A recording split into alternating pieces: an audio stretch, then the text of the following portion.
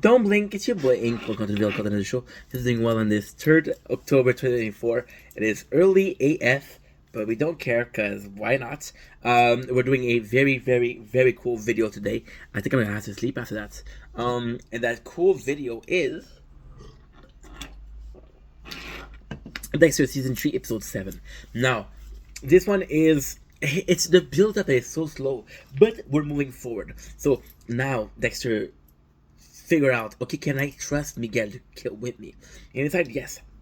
So he wants to show Miguel, okay, we'll do it together.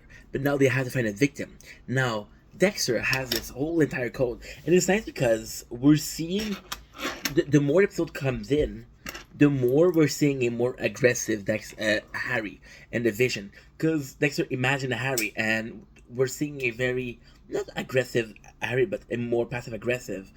It does the same thing.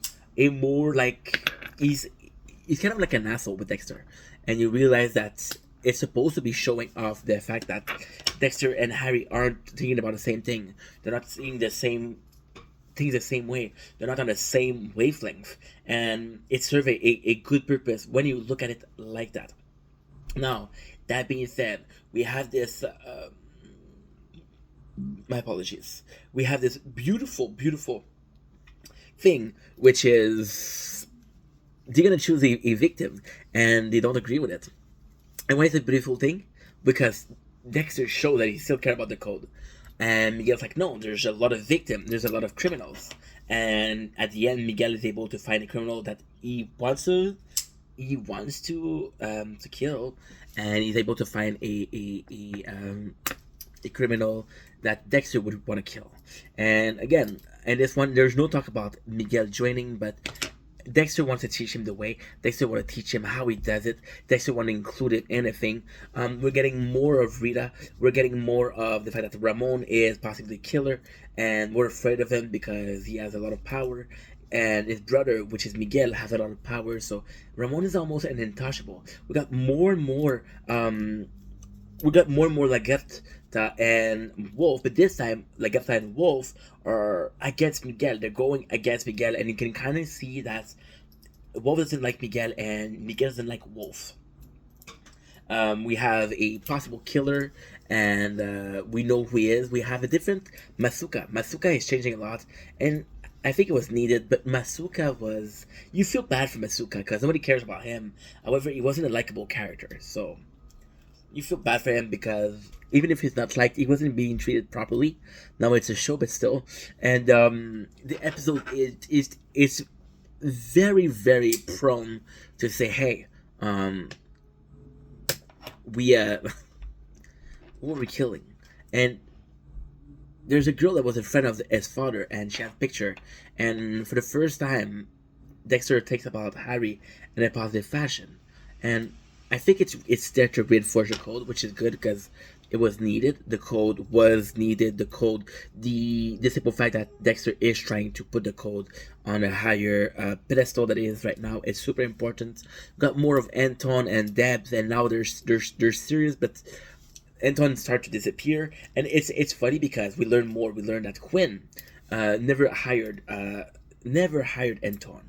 So it's done below the book, and that is the reason why Quinn is so. He played by his own rules. He was using Anton as a CI, and that's why he was so protective over Anton. It was always like, oh, this is my CI. Oh, this is my guy. And you later learn that it wasn't because they were doing deal.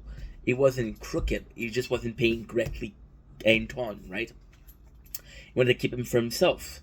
And he found a way to fuck the system over and say to Anton, yo, you're not going to be able to stop being my CI because there's no contract that allows you to leave my CI. So Deb is in there. Deb's also is prone with Ramon once again. And the whole story is they find this guy, right? And this guy is a gambler.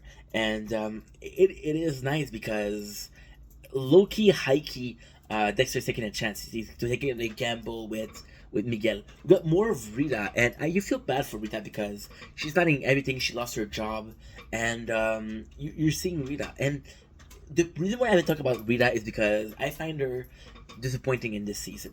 Not disappointing for the reason you think.